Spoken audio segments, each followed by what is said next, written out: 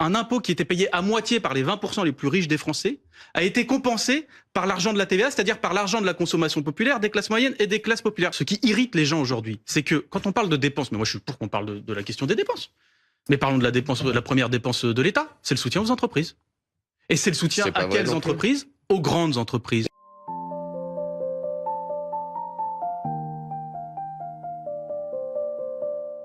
David Guiraud, est-ce qu'il ne pose pas quand même, Michel Sardou, est-ce qu'il ne pose pas la question du consentement à l'impôt et du ras-le-bol fiscal? Alors, moi, Michel Sardou, c'est pas ma référence. Mais clairement, il y a quelque chose qui est en train de craquer dans le pays, c'est le consentement à l'impôt. Mais sûrement pas de la manière dont Michel Sardou l'envisage. Moi, je crois qu'il y a quelque chose qui est en train de craquer vis-à-vis du consentement à l'impôt, parce que ce qu'on observe dans les débats budgétaires, mais aussi dans la société, c'est quoi? C'est qu'en France, les plus riches ne veulent plus participer à l'impôt. C'est-à-dire que, par exemple, on a la question d'une taxe Zuckman qui a été discutée, qui a été rejetée par M. Mendes et les députés du Bloc central, bien aidés d'ailleurs par d'autres organisations politiques. Qu'est-ce que c'était cette taxe? C'était de dire, mais attendez, en 20 ans, la fortune des 500 plus grandes fortunes professionnelles de France, elle a été multipliée par 10. Dans les années 2000, c'était 120 milliards d'euros qu'ils avaient. Aujourd'hui, c'est 1200 milliards d'euros. Donc on dit, et pourquoi 1200 milliards? Parce qu'ils échappent à l'impôt via des mécanismes d'optimisation fiscale. Donc ça, ils veulent plus. Par contre, ce qui est vrai, c'est qu'en bas, les Français, ils peuvent plus. Ils peuvent plus payer. C'est-à-dire que aujourd'hui, on est sur un système fiscal dont la première ressource de l'État, c'est la TVA. Et à la limite, on pourrait se dire, moi, je suis pas pour l'extinction de la TVA en soi, mais l'argent de la TVA, l'argent de la consommation populaire, ce que payent les gens au supermarché, dans les petits restos, dans les biens et les services de tous les jours, ce qu'ils payent comme argent là est utilisé pour financer massivement des exonérations de cotisations sociales et des cadeaux aux plus grandes fortunes et aux plus grandes entreprises du pays. Donc là, c'est clair qu'il y a un problème. Non, mais on a chacun notre interprétation. Moi, c'est pas une question d'interprétation. Quand je dis que en haut ils veulent plus et en bas ils peuvent plus. Taux moyen d'imposition des entreprises. Les PME dans notre pays, c'est 21% en France. Les grandes entreprises, c'est 14%. On a voté par exemple un amendement. Sur Alors, on nous dit les taxes, mais on a voté par exemple un amendement. C'est vrai, il rapporte 26 milliards. Ça, on sait pas encore. Sur les multinationales. Ça, c'est votre chiffrage de votre côté. Oui, bah, je sais parce que le chiffrage du côté de la ministre, c'était 0 €. C'était une bulle, alors voilà. Parce que, alors on nous dit, ah, bah non, c'est pas possible, donc on met 0 € dans le chiffrage. C'est un peu facile. 26 milliards. Mais c'est pourquoi? C'est parce que, en France, vous avez des multinationales qui font des bénéfices à l'étranger. C'est pas un problème. C'est pas ça qu'on leur reproche. Ce qu'on leur reproche, c'est de domicilier fiscalement dans d'autres pays, dans des paradis fiscaux, ce qui leur permet d'échapper à la juste part d'impôt qu'ils devraient payer en France. Encore une fois, on n'est pas sur des débats de dire il faut que les multinationales qui sont dans tout le monde entier payent tous les impôts du monde en France, mais juste leur juste part d'impôt. Et ce qui est en train de craquer dans le pays, c'est que à la fois les plus grandes fortunes et à la fois les plus grandes entreprises ne payent pas leur juste part d'impôt. Et en plus de ça, vous avez aujourd'hui des dispositifs nouveaux qui sont faits depuis Emmanuel Macron. Je pense à la fin de la CVAE. Vous savez, c'est un impôt sur les productions que gagnaient les collectivités locales. Mais cet impôt, il est supprimé. Mais il est compensé. Et il est compensé avec l'argent de la TVA. Ça veut dire quoi? Ça veut dire que vous demandez aux Français qui font leurs courses au supermarché de compenser la baisse d'un impôt sur les plus grandes entreprises. Vous oubliez de dire qu'on enlevait la CVAE chez les entreprises, mais on enlevait la taxe d'habitation pour le particulier. On a toujours trouvé un équilibre entre les particuliers et les entreprises pour faire en sorte que ça soit une dynamique générale. La taxe d'habitation, elle touchait en partie les classes moyennes, c'est vrai. Sauf qu'on s'est aperçu de quoi quand on a supprimé la taxe d'habitation? Même des étudiants, même des personnes âgées, tout le monde. Donc, quand on a supprimé la taxe d'habitation, on s'est aperçu de quoi? Que les 20% les plus riches bénéficiaient à 50% de la suppression de cette taxe d'habitation. C'est précisément pour cette raison que dans les débats budgétaires, nous avons proposé non pas de rétablir la taxe d'habitation pour tout le monde, mais pour les 20% les plus riches pour qu'ils contribuent encore une fois. Alors juste par l'impôt. Mais pourquoi je vous dis ça? Parce que par exemple la taxe d'habitation, vous dites on l'a supprimée. Ça reste une rupture d'égalité. Pareil, la taxe d'habitation, l'argent de la suppression de la taxe d'habitation a été compensé. Oui, par l'État à l'euro près. Par quoi? Non, par l'argent de la TVA. C'est marqué noir sur blanc dans les documents financiers. À l'euro près.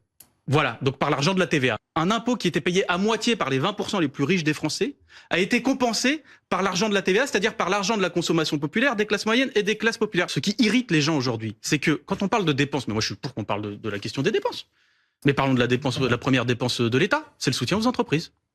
Et c'est le soutien à quelles entreprises? Aux grandes entreprises, aux grandes multinationales. Mais attendez, pardonnez-moi, mais moi je vous donne des éléments concrets. Vous pouvez me dire que j'interprète, etc. Mais les éléments concrets, je vous les ai donnés. C'est-à-dire par exemple qu'en France, le taux d'imposition moyen, il est plus fort sur les PME que sur les grandes entreprises. Et qu'en France, on donne 200 milliards d'euros, plus de 200 milliards d'euros par an en aide directe et indirecte aux grandes entreprises de ce pays. Et pourquoi je vous dis ça? Parce que ce pays n'a jamais récolté autant d'argent issu des impôts de son histoire. Et ce qui irrite les gens, c'est pas qu'on parle de réduction des dépenses, c'est que l'argent de cet impôt-là, vous l'avez canalisé, orienté, vampirisé, en tout pour que ça aille sur les grandes boîtes et les grandes fortunes. LFI votera contre cette mesure. Expliquez-nous pourquoi, parce que c'est vrai que c'est toujours un petit peu difficile à suivre. On peut imaginer que vous, qui avez milité contre cette réforme des retraites, que vous votiez contre sa suspension. C'est pas une suspension, c'est un décalage. C'est un décalage qui concerne très peu de gens. Alors, effectivement, je suis content pour eux si ça les touche, mais par ailleurs, ce décalage sera compensé par une hausse des franchises médicales, par le fait qu'en fait tout le monde va payer ce décalage-là. Mais surtout, c'était rejeté en commission la franchise médicale, non? Le doublement, ça n'a pas été voté, non, la franchise médicale. On va voir à la fin. Non, mais en commission, ça. En commission, mais on va voir à la fin du texte, parce que justement, c'est là où j'allais en venir. Le vote d'aujourd'hui, il a une fonction politique essentielle, et je pense que d'ailleurs les commentateurs s'y sont pas trompés. Le but du vote d'aujourd'hui, c'est de stabiliser un gouvernement qui est profondément, absolument illégitime, et puis de faire passer aussi tout le reste du projet de loi de financement de la Sécu sociale avec son cortège de malheur, etc. Texte dont on a demandé, en tout cas dont la France Insoumise demande l'examen, mais dont vous savez que ce soir à minuit, si le gouvernement décide que ça s'arrête parce que les délais sont, soi-disant, les délais impartis sont dépassés. Nous avons proposé on va proposer de retirer des amendements, etc.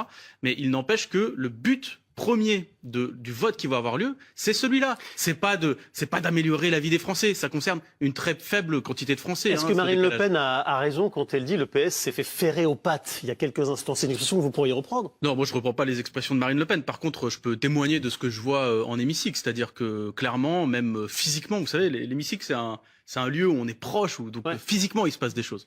Moi, quand je vois des députés du Parti socialiste applaudir le gouvernement à de multiples reprises, conspuer la France insoumise ou parfois les autres membres du bloc de gauche, je me dis, je ne sais pas ce qui se passe au Parti socialiste, mais en tout cas, clairement, c'est en train de ressembler à de la cogestion sur ce projet de loi de financement. Vous ne vous dites pas qu'ils ont quand même obtenu des choses pour leurs électeurs, voire pour les Français? C'est ce que eux disent.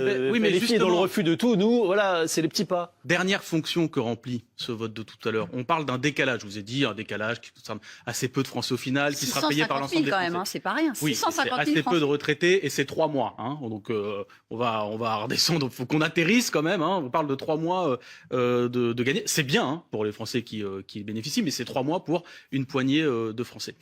Dernière chose, justement, que remplit comme fonction politique ce vote-là, c'est que dans l'Assemblée nationale, aujourd'hui, il y a une majorité qui s'est déclarée, alors est-ce qu'elle irait au vote, je ne sais pas, mais qui s'est déclarée pour l'abrogation de la réforme des retraites. C'est-à-dire que nous avons la possibilité à l'Assemblée nationale, si on le voulait vraiment, d'abroger cette réforme des retraites, pas de la décaler, pas de la suspendre, de l'annuler purement et simplement. Et le vote sur la suspension, qui n'est qu'un décalage payé par tout le monde, constitue en fait un vote qui permet aussi de faire passer sous le tapis cette question il y a une majorité à l'Assemblée pour abroger cette réforme des retraites qui n'est pas voulue par les Français.